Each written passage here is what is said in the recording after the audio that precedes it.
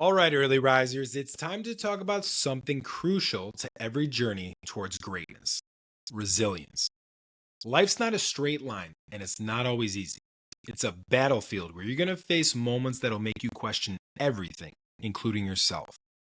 But today, we're talking about how not just to survive those moments, but how to grow from them and come out stronger.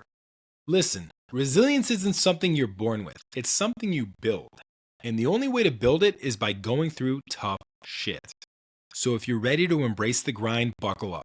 Let's dive into what resilience really is, why it matters, and how to make it a daily part of your life.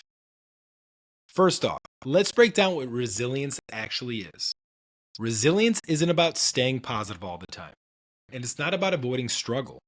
Resilience is about having the grit to push through the darkest moments, to keep moving when you're tired, beaten down, and doubting yourself. Science backs this up. Studies show that resilience isn't a single trait. It's a combination of factors like optimism, self belief, adaptability, and social support that allows us to keep going despite hardships. Researchers have found that resilient people are more likely to see stress as a challenge rather than a threat. They reframe difficulties and use them as fuel to move forward. Resilience is essential because life isn't going to hold your hand. It'll throw you curveballs. When you're trying to reach a goal, it's not a question of if you'll face setbacks, it's a question of when. But the ones who succeed are those who don't fold under pressure. They get up, dust themselves off, and come back harder every time. One of the most intense examples of resilience: Navy SEAL training, Hell Week. These guys go through 5.5 days of pure torture, sleep deprivation, brutal physical training, freezing cold waters, and relentless psychological tests. They push their bodies and minds beyond what most people think is humanly possible. Now, here's the thing: SEALs aren't just born tough. What they have is the ability to endure, to push through. The entire program is about resilience. They're constantly being told to quit, to ring the bell and leave, but they don't. SEALs have this mantra: embrace the suck. That's their way of saying it's going to be tough, but tough is where we thrive. This type of resilience isn't just physical, it's mental. Studies have shown that the mind can handle way more than the body, but only if you train it to. The SEALs aren't superhuman. They've just learned to embrace hardship as a stepping stone rather than a roadblock. That's the kind of resilience we need in everyday life. It's about taking whatever life throws at you and saying, bring it on. Jim Carrey didn't just wake up one day as a comedy icon. His journey was built on resilience and relentless self-belief, forged during one of the toughest childhoods you can imagine. When Carrey was just a teenager, his family fell in hard times. His father lost his job, and they ended up homeless, living out of a Volkswagen van parked on relatives' lawns. Imagine being 15, homeless, and still carrying the burden of helping to support your family. Carrey worked 8-hour shifts as a janitor after school, scrubbing floors while his classmates were out living normal teenage lives. But Carrey didn't let hardship define him. Instead, he used it as fuel to chase his dreams of becoming a comedian. And he didn't just wish for success, he committed to it, pouring every ounce of his struggle and pain into his craft. By the time he was in his early 20s, he'd set a goal: to make it big in Hollywood. He even wrote himself a $10 million check for acting services rendered dated 5 years in the future.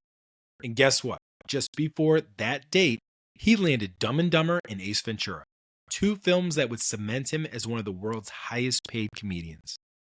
His journey is a reminder that even in our darkest hours, resilience can carve the path to success. Now, there's real science backing up the power of resilience. Researchers have found that resilience isn't something you can just have, it's something you can build. Our brains are incredibly adaptive thanks to something called neuroplasticity. This means that the more you push yourself to endure challenges, the stronger your brain becomes in handling them. There was a study done by psychologists on people who went through intense life challenges, job loss, family issues, health problems. They found that those people who faced difficulties head on developed better coping skills over time and were actually happier than those who had an easy ride.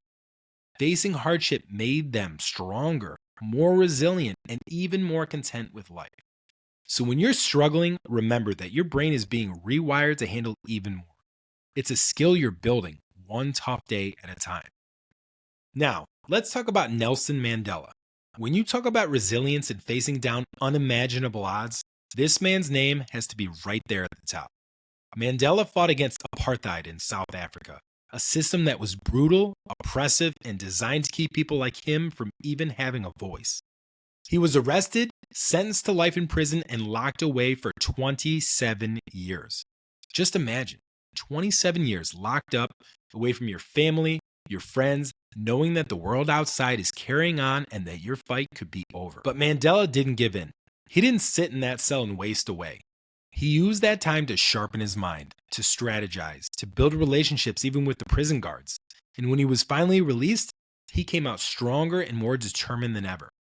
Most people would have been broken by that experience, but Mandela used his years of suffering to grow, to learn, and ultimately to lead his country to freedom.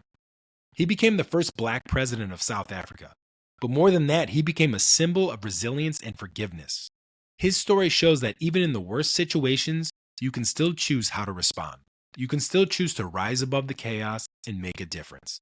Lastly, let's talk about Malala Yousafzai. Here's someone who faced life-threatening adversity at an age when most of us were just figuring out who we were. Malala grew up in Pakistan's Swat Valley, where the Taliban was trying to take away girls' rights to go to school. And while everyone else kept their heads down in fear, Malala took a stand. She started speaking out against the right for girls to be educated, writing anonymously for the BBC to get her message out. At just 15 years old, Malala was shot in the head by the Taliban for daring to speak up. They thought they'd silenced her, but they only made her voice louder. She survived the attack, went through intense recovery, and became a global advocate for education. At 17, she became the youngest person ever to win a Nobel Peace Prize. Malala's story isn't just about resilience, it's about courage, even when the consequences could be deadly.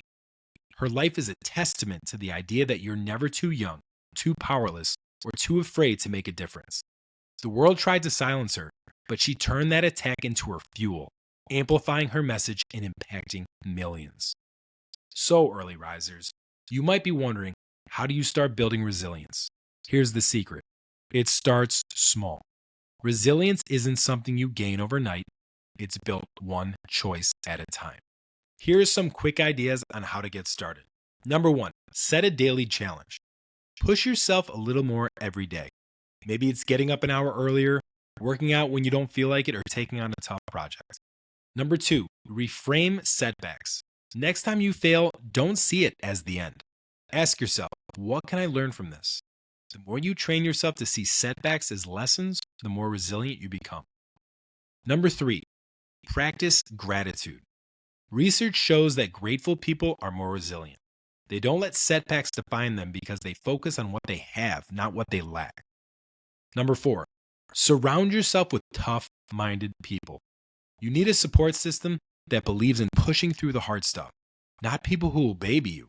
Find friends, mentors, or even podcasts like this one that remind you to keep going.